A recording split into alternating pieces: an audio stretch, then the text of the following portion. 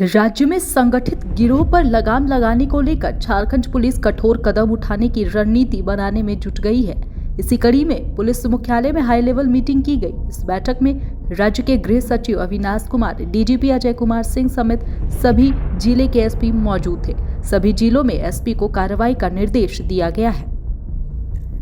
DGP Ajay Kumar Singh ने बताया कि बैठक मुख्य रूप से अपराध के रोकथाम को लेकर बुलाई गई है। राज्य में संगठित अपराध पर लगाम लगाने को लेकर समीक्षा की गई है। वहीं उन्होंने बताया कि हाल के दिनों में जिस तरह से घटना घटी है, उस पूरे मामले में सभी जिले के एसपी के साथ समीक्षा बैठक कर दिशा निर्देश मिला है। वहीं उन्होंने बताया कि एटीएस पहले से अभियान चला रही है। इस अभियान में कई सफलता मिली है, लेकिन हमेशा सफलता नहीं मिल सकी है। वहीं उन्होंने बताया कि अब संगठित गिरोह पर कड़ी कार्रवाई की तैयारी है। ये बैठक जो थी मुख्य रूप से क्राइम कंट्रोल के लिए, अपराध के जो रोकथाम है विरोध के लिए, उसके लिए मीटिंग पहले से ही बुलाई गई थी। तो बेसिकली इस बार फोकस ये था कि जितना यहाँ पर संगठित अपराध है, जो हाल के दिनों में घटनाएं घटी हैं, उनको किस तरीके से उनकी समीक्षा की जाए और उन पर रोकथाम लगाई जाए।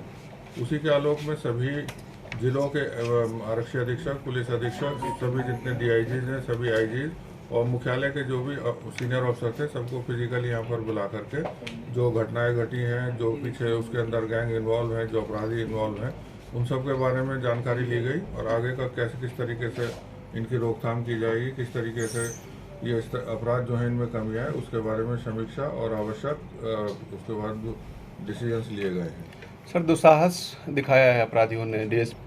ये जो था घटना, उससे पहले से ही घटनाक्रम स्टार्ट हो चुका था। ये जितने संगठित अपराध हैं उनके विरुद्ध एटीएस ने अपना बिल्कुल सही तरीके से, सिस्टमेटिक तरीके से गैंग के हिसाब से कार्रवाई करनी शुरू कर दी थी। उसमें गिरफ्तारियां भी हुई थी, डिटेन भी हुए थे। उसी गिरफ्तारी में कुछ अपराधियों की निशानदेही पर बरामदगी के लिए वो टीम गठित की गई थी और वो टीम अपनी जगह ठीक जगह पहुंची थी।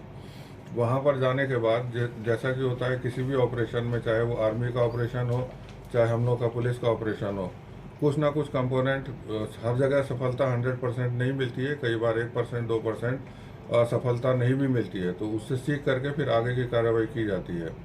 ये जो जिस तरीके के अपराधी हैं, ये लगातार इस तरीके से नए नए जितने भी लड़के हैं, जितने भी नवयुवक हैं, बेरोजगार लोग हैं, उनको भरमा करके कुछ पैसों का लालच दे करके अपने गिरोह में भर्ती करते हैं और धमकी देना, एक्सटॉर्शन करने काम पर लगी हुई है। लेकिन झारखंड सरकार ने और झारखंड पुलिस ने इसको ठान लिया है कि जब तक इनके ऊपर में कड़ी कार्रवाई नहीं होगी, तब तक ये कार्रवाई जारी रहेगी। हो सकता है कि मैं उसकी निटी-ग्रिटी नहीं बता सकता हूँ, लेकिन उस पर कार्रवाई हो रही है और कार्रवाई हुई भी है। कतिपय कार्रवाई हुई है और कुछ कार्रवाई हो भी रही है। सर, इस जो घटना हुआ सर, उसमें झारखंड का छवि बहुत खराब हुआ। इन्वेस्टर भी इसमें आने के लिए सोचेंगे तो क्राइम, मुझे नहीं लगता है कि झारखंड की छवि खराब हुई है। झारखंड की पुलिस ने बिल्कुल मजबूती से अपना काम किया। ये एक लड़ाई है। लड़ाई में कभी ऐसा सिचुएशन आता है कि वो भारी हो गया, बट वो एक छोटी सी पर्टिकुलर घटना है, लेकिन पुलिस का मनोबल बहुत ऊंचा है और जो घटना घटी है उसमें मैं नहीं समझता हूँ कि कहीं से हमारी बदनामी हुई है। हमारा सर ऊंचा हुआ है कि हमारे पुलिसकर्मी जाबाज की तरह वहाँ खड़ा होकर उस व्यवस्था में लड़ने को तैयार। सर, खुफिया तंत्र का थोड़ा सा कमजोरी इसमें दिखाई दे रही है सर, उसको कैसे दुरुस्त किया जाए? नहीं, इसमें खुफिया तंत्र की कमजोरी नहीं है। खुफिया तंत्र और पुलिस बहुत समन्वय से काम कर रही है। सूचना आदान प्रदान होती रहती है हर स्तर पर। पुलिस कार्रवाई भी करती है। कुछ दिनों से ऑर्गेनाइज्ड क्राइम और नक्सल गतिविधियां और कई अन्य तरह की जो अपराध हैं, किसी पर फोकस होता है, कहीं फोकस कम हो जाता है कार्यभार से।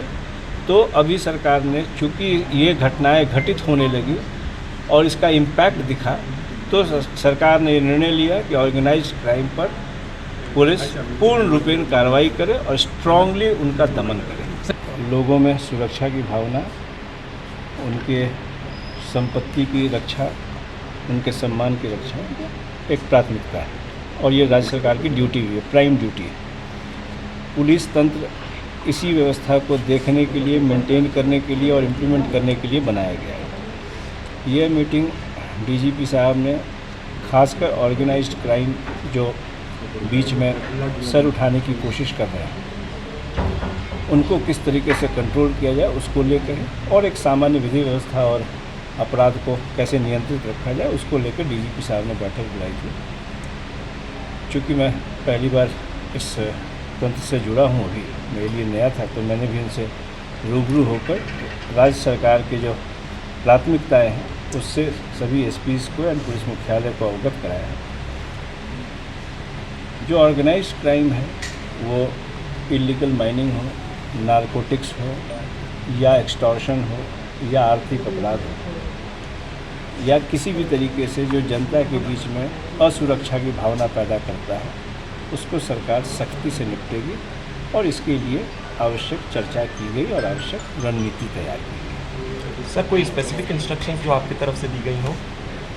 राज्य सरकार चाहती है कि हर कमज़ोर वर्ग के जो लोग हैं उनकी बात को सुनी जाए, उनको पुलिस से एक सपोर्ट एंड कॉन्फिडेंस मिले। दूसरी बात कि वैसे हर घटना जिसका इम्पैक्ट जनता के पीछ पड़ता है उस पर पुलिस तत्परता से कार्रवाई करे और की गई कार्रवाई से लोगों को भी अवगत कराए आपके माध्यम से।